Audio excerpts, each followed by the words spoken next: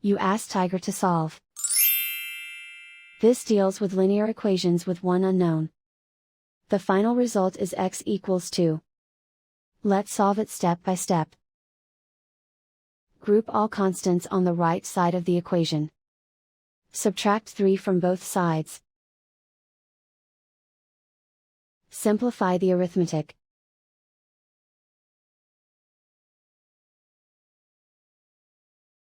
Isolate the x.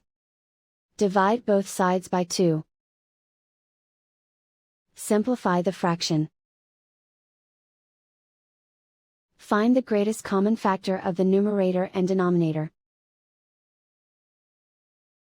Factor out and cancel the greatest common factor. And so the final result is x equals 2.